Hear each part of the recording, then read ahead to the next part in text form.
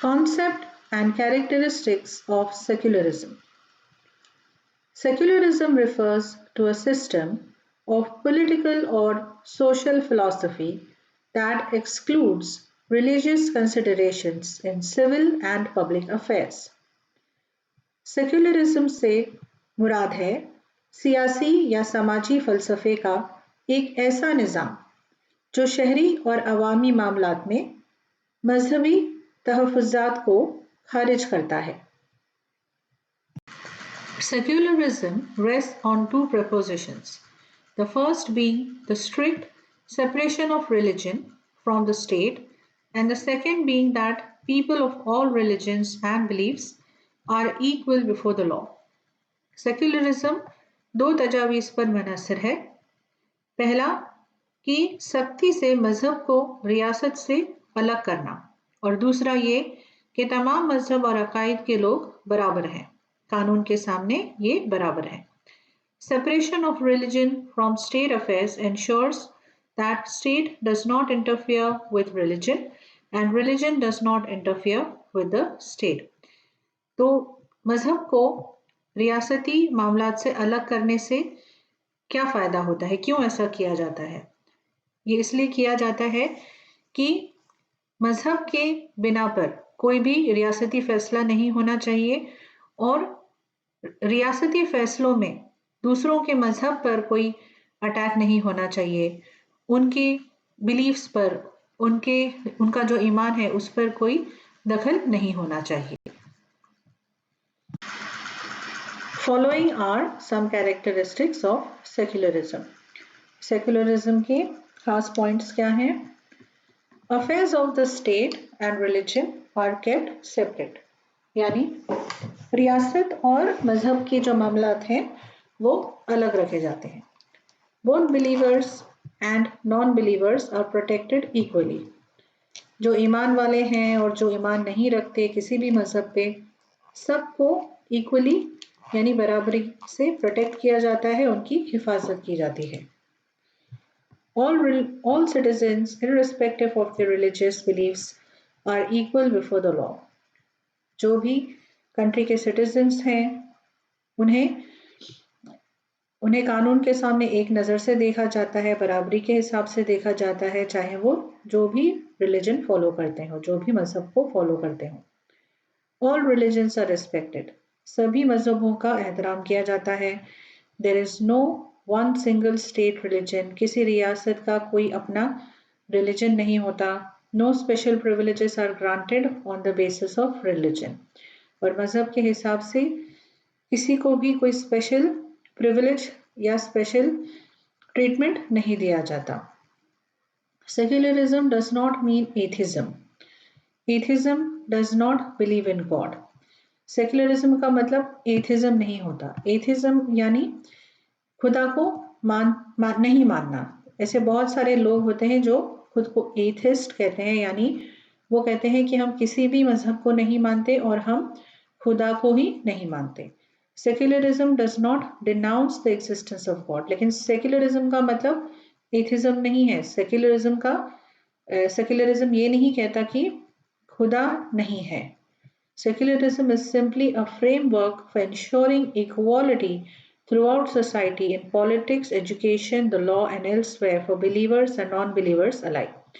तो secularism is a framework, यानी वो एक ढांचा है जिसमें एक सोसाइटी के लिए एक रूल्स है, जिसमें ये इस चीज़ की गारंटी दी जाती है कि चाहे इंसान मजहबी है या नहीं है, उसे जो है समाज में पॉलिटिक्स हो या एजुकेशन हो, तालीम का मामला हो, सियासी मामला हो, कानून का मामला हो, या जो भी हक एक सिटीजन को मिलने चाहिए, चाहे वो बिलीवर हो या ना हो, उसे एक जैसा ट्रीटमेंट मिलना चाहिए। Secular values are needed to ensure all people that the state respects all. Secular values की ज़रूरत क्यों होती है? ताकि जो स्टेट के लोग हैं, जो रियासत के लोग हैं, उन्हें इस बात का एहसास हो कि जो हमारी रियासत है वो हम सबको रिस्पेक्ट करती है, सबका एहतराम करती है। Minorities feel secure in a truly secular atmosphere. Minority कौन होते हैं? जिस कंट्री में जो रिलीजन कम लोग फॉलो करते हैं उन्हें माइनॉरिटी कहते हैं, और जो ज्यादा होते हैं उन्हें मेजॉरिटी कहते हैं। जैसे इंडिया में हिंदूज जो हैं वो मेजॉरिटी में हैं, मुस्लिम्स, क्रिश्चियंस और जो बाकी रिलीजन है वो माइनॉरिटी है।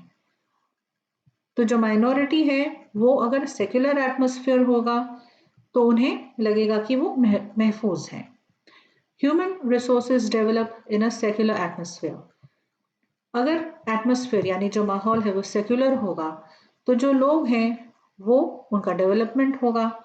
वरना अगर डर का माहौल है और उन्हें अगर इस बात का एहसास होगा कि हम यहाँ सेफ नहीं हैं तो वो कैसे बढ़ पाएंगे, और जो समाज है वो भी ठीक से नहीं बढ़ पा सकता। Secularism enables people of all faiths to live without fear। Secularism अगर होगा तो हर मजहब का इंसान जो है, हर धर्म का इंसान जो है वो डर के बगैर रह सकता है। It encourages us to respect all religions। और ये हमें encourage करता है कि हम सारे religions की, सारे मजहबों की इज्जत करें। It is a part of democracy and grants equal rights। Secularism democracy का एक हिस्सा है, यानी जमहूरियत का एक हिस्सा है, और हर एक इंसान को इक्वल राइट्स देता है, इक्वल हक देता है। It safeguards democracy by protecting the rights of the minorities. तो माइनॉरिटीज के हक को प्रोटेक्ट करना, उसकी हिफाजत करना, इससे हम डेमोक्रेसी को बचा रहे हैं। सेफ गार्डिंग डेमोक्रेसी यानी डेमोक्रेसी को बचाना। अगर हम माइनॉरिटीज के राइट्स को नहीं प्रोटेक्ट करते हैं तो ये डेमोक्रेसी हम कैसे कह सकते हैं ऐसे, क्योंकि डेमोक्रेसी में जो हर किस्म के इंसान की इज्जत करनी चाहिए और उनकी राय लेनी चाहिए। In India, secularism holds great value given the fact that India is a nation that is home to many religions। India में सेक्युलरिज्म की बहुत इज्जत है, उसे बहुत वैल्यू दी जाती है, क्योंकि इंडिया में इतने सारे रिलीजन के, इतने सारे मजहब के लोग हैं। Article 25(1) Fundamental Rights of the Indian Constitution states, subject to public order, morality and health, and to other provisions of this part, all persons are equally entitled to freedom of conscience and the right freely to profess, practice, and propagate religion। Indian constitution यानी हमारा जो आइन है, जो हिंदुस्तानी आइन है, वो हमें किस चीज़ का हक देता है, कौन सा राइट्स देता है कि हम जो है हमारा जो हम जो फेथ को फॉलो करते हैं, फ्रीडम ऑफ कॉन्शियस यानी हमारे ज़मीर की आज़ादी। अब ज़मीर की आज़ादी क्या है? यानी कि जो हम रिलीजन को फॉलो करते हैं, जो हमारे दिल में जो है वो हम फ्रीली, आज़ादी से प्रोफेस कर सकें। प्रोफेस करना यानी दूसरों के सामने किसी चीज़ का दावा करना, जाहिर करना। तो हम अगर जो रिलीजन फॉलो करते हैं तो हमें यह हक होना चाहिए कि हम बिना किसी डर के आज़ादी से ये बता सके दूसरों को कि हम कौन सा रिलीजन फॉलो करते हैं, प्रैक्टिस करते हैं कि हम उस रिलीजन को कैसे अमल में लाते हैं, एंड प्रोपेगेट रिलीजन। और हमें ये भी हक होना चाहिए कि हम हमारे रिलीजन के बारे में दूसरों को बताएं और उसके बारे में ज़्यादा जानकारी दें। A close examination of the present global scenario reveals that we live in a world turned apart by racism, religious discrimination, narrow-minded nationalism, and religious fundamentalism। तो आजकल की जो प्रेजेंट सिचुएशन है, ग्लोबल सिनारियो है, जो दुनिया भर में जो हो रहा है, उससे पता चलता है कि जो दुनिया है वो इन सारी चीज़ों से जुदा होती जा रही है, अलग होती जा रही है। और वो कौन सी चीज़ें हैं? रेसिज्म, नस्ल परस्ती। A close examination of the present global scenario reveals that we live in a world turned apart by racism, religious discrimination, narrow-minded nationalism and religious fundamentalism। अगर हम नज़दीक से आज की इस दुनिया को देखें, जो मंजर हमें देखने को मिलते हैं, उससे ये पता चलता है कि दुनिया जो है आज इन सारी चीज़ों की वजह से जुदा हो रही है, अलग हो रही है। और वो क्या है? रेसिज्म यानी नस्ल परस्ती, रिलीजियस डिस्क्रिमिनेशन, मजहब के नाम पे एक दूसरे के साथ तफरीक करना। नैरो माइंडेड नेशनलिज्म, नेशनलिज्म क्या होता है? जो अपने कंट्री के लिए जो लोग प्राउड होते हैं, लेकिन जब वो नैरो माइंडेड हो जाता है, जब इंसान ये सोचता है कि मेरा नेशन दूसरे नेशन से बेहतर है और वो जुनून की हद तक जाता है। एंड रिलीजियस फंडामेंटलिज्म, ये भी जो है एक किस्म का जुनून है जो मजहब के लिए लोग दिखाते हैं। Some statistics in support of this claim are as follows. तो हमें कैसे पता चलता है कि दुनिया इस चीज से गुजर रही है? तो ऐसी कोई मिसालें हैं, वो क्या हैं? Over 40,000 people were killed in the Afghanistan liberation. तो अफगानिस्तान में जब वॉर हो रहा था, तो ये जो वॉर हो रहा था वो मजहब के नाम पे हो रहा था, और इसकी वजह से, इस जंग की वजह से 40,000 लोग इसमें मारे गए थे। The Taliban crisis has claimed about 38,000 lives. तो पहले जो 40,000 की बात हुई थी वो जब अफगानिस्तान में तालिबान का रूल नहीं था, जब रशिया ने अटैक किया था अफगानिस्तान पे, जब वॉर हुए थे, तो उस वक्त इतनी लोगों की जान गई थी।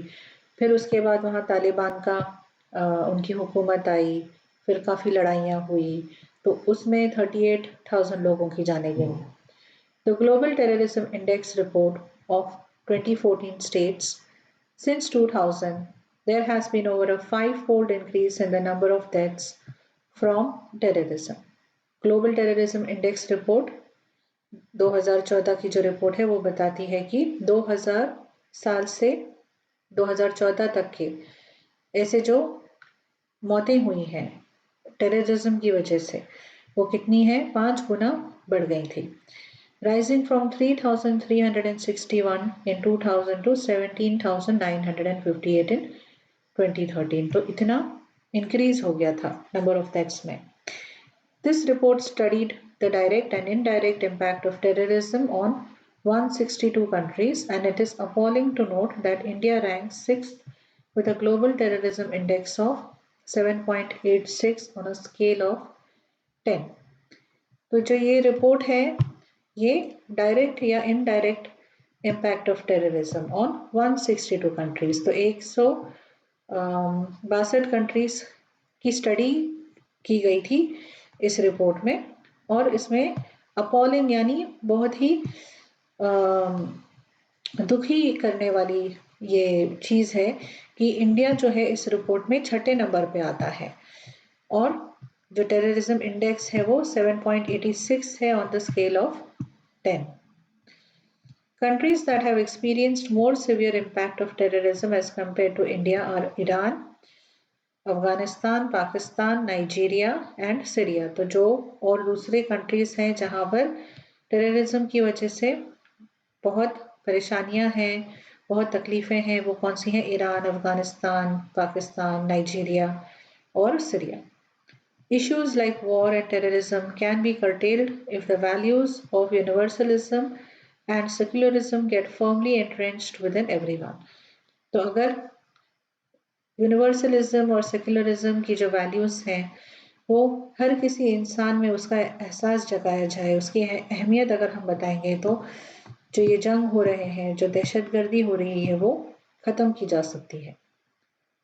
Nationalism is accepted if it does not become an obstacle to peace and universalism. तो nationalism ऐसा, जब nationalism होता है कि हम हमारे कंट्री के सारे लोगों को रिस्पेक्ट करते हुए हम अपने कंट्री से प्यार जताते हैं, तो ये पीस एंड यूनिवर्सलिज्म के बीच में नहीं आ सकता। Many great educational philosophers have emphasized that focus on global values of peace, secularism, brotherhood, and universalism should be the main aim of education.